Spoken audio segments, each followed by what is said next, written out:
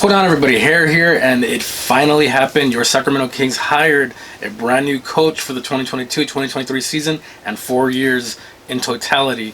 Hopefully more if he, has success and all of that.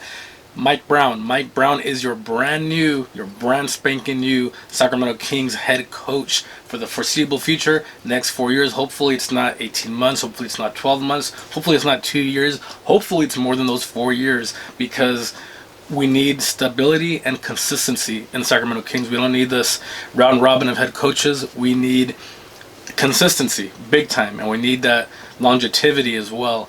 So it happened, and I will say, I'm glad. Am I super pumped up, excited? I'm not gonna say that. I don't think I was super pumped up, excited about any finalists. Now, I will say though, I'm very happy that, because the whole, news outlets were saying that it was between Mike Brown and Mark Jackson, and supposedly Vivek wanted Mark Jackson, the controversial Mark Jackson, and why am I drawing a blank on his name? But Monte, the GM, wanted Mike Brown, and of course you don't want the owner to step in on the GM's toes every single time. So my heart was saying, all right, or my brain was saying, if Monte, who we're trusting and we're trying to get, some stability in our putrid NBA franchise, you got to let the GM do what he has to do. Don't let the crazy owner come in. Again, it's his team, do what the hell he wants.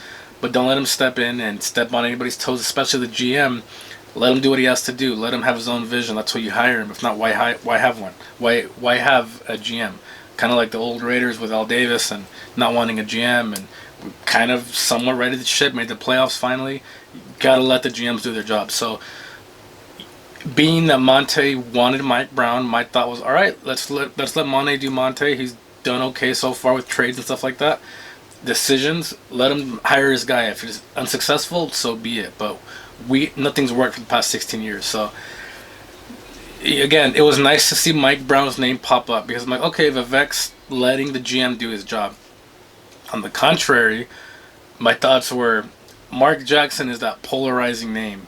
He's going to be in headlines no matter what. He hasn't coached in 10 years. The Warriors, and again, Vivek loves the Warriors. He wants us to be the Warriors. The whole Buddy Hield, next Curry, all that. Mark Jackson hasn't coached in 8 years, I believe. And he had a damn good run with the Warriors. Steph Curry and Clay, they give all the credit in the world to Mark Jackson. He's a player's coach, but the backlash is that, he supposedly there was 200 employees in the Warriors that didn't like him, the front office didn't like him, and there was a lot of times, sure, some of them might just be rumors, but when there's smoke, there's fire. 200 is a giant number, and there's a reason why, he hasn't coached in 8 years. If he's that great, why isn't anybody giving him a chance? Now, he did interview the Lakers, I believe, which they're already polarizing as it is, LeBron and the whole LA thing. I'm like, all right, he probably, deserves to be there. But the whole Mark Jackson thing reminded me, and I brought Raiders up again, reminded me of the Raiders hiring John Gruden. Polarizing figure, worked at ESPN, was an analyst, Mark Jackson, and hadn't coached in 8+ years. Mark Jackson, or more than that, Mark Jackson hadn't coached in 8 years. He was an analyst for the basketball games, polarizing guy. It reminded me of the exact same John Gruden to Raiders thing. And Lakers, I can compare Lakers to Raiders because they're another polarizing team, very popular. So if the Lakers hire Mark Jackson, I think it's just going to make headlines no matter what. It'll be Lakers are on the headlines even if they lose, even if they're not in the playoffs. So this makes sense for them. For our Kings, we're just been the laughing stock of the NBA for such a long time. Do we need that polarizing figure there? I don't know, but it did kind of entice me, because I'm like, if Steph Curry, Clay, some of the best players in the NBA are vouching for him, why not? And again, even with Gruden, you talk about the Chucky thing, and it's awesome.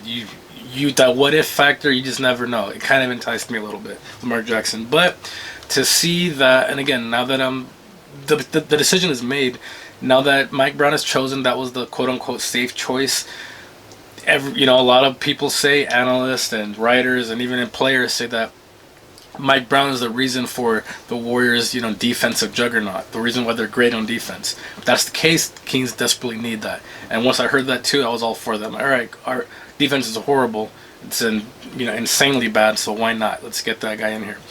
His record as a head coach isn't great. Let's be real honest right now. It's not great. But these were our finalists. He's chosen. I'm behind the coach now. Again, there was an intriguement and an enticement in Mark Jackson because of the polarizing John Gruden type figure. But being that Monte wanted Mike Brown, I'm glad Vivek let that happen and Mike Brown's head coach, because Monte has a vision. So some of the, I think it was Clay too, that he vouched for Mike Brown, saying that he'd be fantastic or it might have been Curry, I don't remember. Might have even been Draymond. He'd be fantastic as the main guy. They're behind him too, so he has respect in the league. We need him to really ramp up that defense, and hopefully he builds hardcore rapport with Sabonis, Fox, and whoever else they bring in. And then of course Davion, who's an animal in the weight room and in the training room and on defense. So, and then hopefully DiVincenzo, if he stays. Mike Brown has pieces to work with. You have a fringe all-star in Fox, who's not even fairly, he is young still, not even in his prime. And then you have Sabonis, who's a two-time all-star, barely turned 26. Two cornerstones. You have, like I said, a possibility of a two tandem in DiVincenzo and Davion Mitchell. Davion Mitchell was a rookie last year, came up towards the end. You have a first-round pick who we're not sure where it's landing yet, but you can trade that for assets. You have Rashawn Holmes, who started for a big portion of the season the previous year at center. Teams are going to want him, so you have assets. You have a pick, a decent number 1 pick. It's going to be in the top 8, I guess, at the very least.